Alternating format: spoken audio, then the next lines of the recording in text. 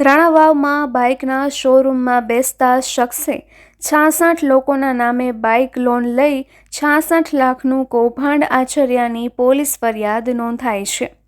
2 દિવસ પહેલા ભોગ બનેલા લોકોએ હોબાળો મચાવી આરોપી પોલીસને સોંપ્યા બાદ અંતે ફરિયાદ નોંધાઈ છે।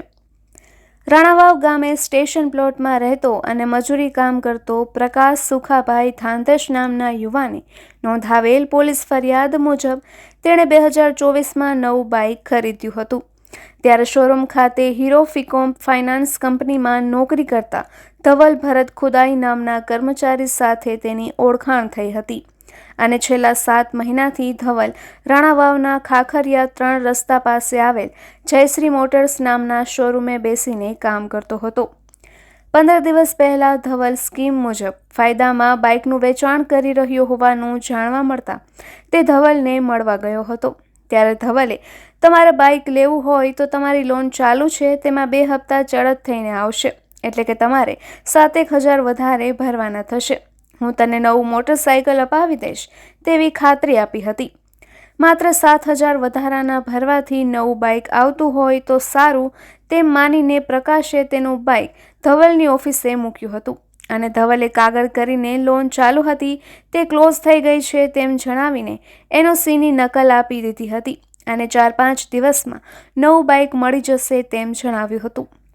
ત્યારબાદ પ્રકાશના રાણાવાવ સ્ટેશન પ્લોટ વિસ્તારમાં રહેતા 2 સાળા રાજુભાઈ ગોરધનભાઈ ચૌહાણ અને કમલેશભાઈએ પણ તેના જૂના બાઇક ધવલને ત્યાં જમા કરાવ્યા હોવાનું અને નવા બાઇક લેવાનું હોવાનું જણાવતા ત્રણેયને પોરબંદરના નરસન ટેકરી પાસે આવેલ જયશ્રી શોરૂમ ખાતે લઈ ગયા હતા અને ત્રણેય જણાને નવી બાઇક આપી દીધી હતી। ત્યારબાદ તારીખ 12/2ના પ્રકાશના મોબાઈલમાં 80,383 રૂપિયાની લોન થઈ હોવાનો બેંકમાંથી મેસેજ આવતા તે ચોંકી ઉઠ્યો હતો અને ધવલ પાસે ગયો હતો। ધવલે એવું જણાવ્યું હતું કે તમારી જૂની લોન બંધ થઈ જશે, પછી તમને મેસેજ નહીં આવે અને તમને તમારી એનઓસી પણ મળી જશે। આ મેસેજ તમારા બાઇકના રજિસ્ટ્રેશન માટેનો મેસેજ છે, તેમાં કાંઈ મૂંઝાતા નહીં તેમ કહીને ઉડાવ જવાબ આપી દીધો હતો। ત્યારબાદ પ્રકાશે તપાસ કરતા એવું જાણવા મળ્યું હતું કે તેની નવી બાઇક ઉપર ધવલે 80,383 રૂપિયાની લોન કરાવી નાખી છે અને જૂના બાઇક ઉપર લીધેલી લોન પણ ચાલુ છે, તેથી ખોટી એનઓસી આપી હોવાનું જણાઈ આવતા ધવલે 30,000 રૂપિયાની છેતરપિંડી કરી હોવાનું બહાર આવ્યું હતું। ધવલ પાસેથી આ રીતે અનેક લોકોએ બાઇક લીધી હતી અને તમામના નામે લોન થઈ હોવાનું સામે આવતા તારીખ 14 ફેબ્રુઆરીના તેઓ એકત્ર થયા હતા અને ધવલે તે તમામ સાથે છેતરપિંડી કરી હોવાનું બહાર આવતા બધા જ લોકો સાથે મળી ધવલને સાથે રાખી રાણાવાવ પોલીસ મથક ખાતે દોડી ગયા હતા, જ્યાં તપાસમાં એવું જાણવા મળ્યું હતું કે સ્ટેશન પ્લોટમાં રહેતા ભરતભાઈ બાલુભાઈ ગુજરાતીએ પણ ધવલ સામે છેતરપિંડી અંગેની અરજી આપી છે, તેથી અંતે ફરિયાદ નોંધવાની માંગણી કરી હતી। અંતે પ્રકાશને ફરિયાદી બનાવી પોલીસે ધવલ સામે ગુન્હો નોંધ્યો છે, જેમાં પ્રકાશ ઉપરાંત અન્ય 65 મળી કુલ 66 લોકો સાથે ₹38,36,000ની છેતરપિંડી કરી હોવાની ફરિયાદ નોંધી છે, જેમાં ધવલે તમામ પાસેથી અલગ અલગ રીતે જૂના મોટરસાઇકલ પોતાની પાસે રાખી લઈ સસ્તા ભાવે નવા બાઇક આપવાની લોભામણી સ્કીમ આપીને ભોગ બનનારની જાણ બહાર અને અલગ અલગ બહાના કરી ઓટીપી મેળવી અલગ અલગ જગ્યાએ નવા બાઇક ઉપર લોન કરાવી નાખી હતી અને જૂની બાઇકની લોન ક્લોઝ થઈ ન હોવા છતાં બોગસ એનઓસી આપીને છેતરપિંડી કરી હોવાનું જણાવતા પોલીસે વધુ તપાસ હાથ ધરી છે। જોકે ભોગ બનનાર માત્ર 66 નહીં પરંતુ 150થી વધુ હોવાનું સમગ્ર પંથકમાં ચર્ચાઈ રહ્યું છે, જેની સાથે છેતરપિંડી થઈ છે તેમાંથી મોટાભાગના ગરીબ અને શ્રમિક વર્ગના છે, જેઓ ઓછા ભાવે મળતા બાઇકની લાલચમાં આવી છેતરાયા હતા, તો કેટલાક લોકોને તો પર્સનલ લોનના નામે પણ ધવલે છેતર્યા હોવાનું જાણવા મળે છે। નિપુલ પોપટ, પોરબંદર ટાઈમ્સ।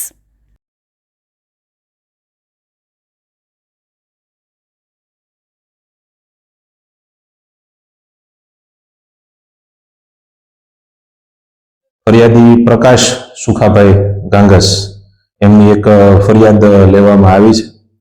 ફરિયાદની વિગતે જોવા બેસીએ તો ફરિયાદી અને એમની સાથે જે બીજા 65 જે બીજા આ જે ફ્રોડ છે એના સેમ ફ્રોડના સમાન પીડિતો એમની જે રીતે એમની સાથે છેતરપિંડી થઈ છે એની વિગત જોવા બેસીએ તો રાણાવાવ ખાતે જયશ્રી મોટર્સ નામની જે એક દુકાન હતી ત્યાં બેસી આ કામના આરોપી ધવલભાઈ ભરતભાઈ ખુદાઈ ખારવા જે પોરબંદરના છે એમના દ્વારા જે ગ્રાહકો છે એમને લોભામણી લાલચો અને સ્કીમ આપી જૂના વાહનો પરત લઈ નવા વાહનો આપવાની લાલચ આપવામાં આવતી હતી અને સાહેદોને કોઈ પણ પ્રકારની જાણકારી આપ્યા વગર આના જે પીડિતો છે જે આ સ્કેમનો ભોગ બન્યા છે એમને કોઈ પણ પ્રકારની જાણકારી આપ્યા વગર એમની જે આ નવી મોટરસાયકલ છે એમના ઉપર અલગ અલગ રીતે લોનો કરી નાખી અને સાહેદોના નામે બીજી પર્સનલ લોનો લઈ એનો પોતાના માટે ઉપયોગ કરી અને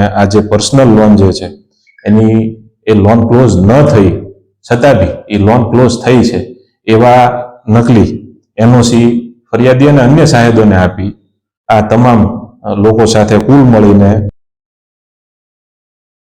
36,600 રૂપિયાની છેતરપિંડી આ કામ આરોપી ધવલભાઈ ખુદાઈ ખારવાનાઓએ કરેલ હોવાનું સામે આવેલું છે, જેના સંદર્ભે રાણાવાવ પોલીસ સ્ટેશન ખાતે ગઈકાલે એફઆઈઆર દાખલ કરવામાં આવી છે. આ એફઆઈઆરમાં ફરિયાદી અને બાકીના સાહેદોની તપાસ હાલ ચાલુ છે. આરોપી જે છે એનો જવાબ લઈ એને અટક કરવાની પ્રોસેસ હાલ ચાલુ છે. સાહેબ કઈ બેંકમાંથી હતું ખાસ? અત્યાર સુધી ફરિયાદની વિગતે અમારી પાસે એક્સિસ બેંકમાં આરોપીએ લોન કરાવેલ હોવાનું જાણવામાં મળેલું છે. બાકી એ દિશામાં તપાસ હજુ ચાલુ છે. સાહેબ અલગ અલગ એમોથી આ લોકો જે છેતરપિંડી કરતા હતા એ કઈ રીતે હતું આખું? એટલે એમો બે રીતની હતી કે એક તો ગ્રાહકો જે છે અથવા તો જે બી આના પીડિતો છે એમને એવી લાલચ આપવામાં આવતી હતી કે એમની જે જૂની ટુ વ્હીલર છે એ જૂનું ટુ વ્હીલર વાહન પાછું આપી નવું જે વાહન જે છે એ એમને આપવામાં આવશે થોડાક સસ્તા ભાવે, અને એ દરમિયાન એમની પાસેથી એમના ડોક્યુમેન્ટ્સ કે ઓટીપી જે બી હોય એ મેળવી એમના નામે લોન કરાવી નાખવામાં આવતી હતી. બીજું જે હતું એ પર્સનલ લોન કરાવી નાખવામાં આવતી હતી, અને આ પર્સનલ લોન જે છે એ ક્લોઝ થયા બદલનું એનઓસી એ ગ્રાહકોને અથવા તો જે આના કામના પીડિતો છે એમને ખોટું બનાવીને આપવામાં આવતું હતું અને લોન ચાલુ રહેતી હતી. આ રીતે આ તમામ લોકો સાથે છેતરપિંડી આ કામના આરોપી દ્વારા કરવામાં આવી છે. સાહેબ આ જે આરોપી છે એ આ કંપનીમાં કઈ કંપનીમાં કામ કરતો હતો?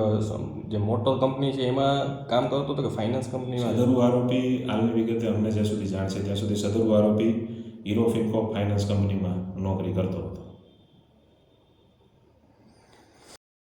એવી અપીલ કરવામાં આવશે કે આવી કોઈ પણ પ્રકારની લોભામણી લાલચ વાહનને લગતી હોય કે બીજી કોઈ પણ વસ્તુને લગતી હોય એમાં તરત કોઈની પણ વાતમાં આવી ના જવું. એકવાર પ્રોપરલી જે પણ બાબત છે એને વેરીફાઈ કરી લેવી, અને ખાસ કરીને જ્યારે બાબત કોઈ લોન કે એને લગતી હોય ત્યારે પોતાના જે ડોક્યુમેન્ટ છે એ પોતાની સહી કરીને પોતાની ગેરહાજરીમાં ટૂંકમાં કોઈને ના આપી દેવા. ડોક્યુમેન્ટ્સનો જ્યારે કોઈ પણ માણસ આગ્રહ રાખે ત્યારે શાના માટે માગે છે એને પ્રત્યક્ષ રીતે પ્રત્યેક જગ્યાએ જે વેરીફાઈ કરી પછી જે ડોક્યુમેન્ટ આપવા જે તે કામ માટે જો કોઈ પણ વ્યક્તિની ઈચ્છા હોય તો, અને પછી જ એના ઉપર સહી કરવી એવી આ બાબતે પોલીસ અપીલ કરે છે.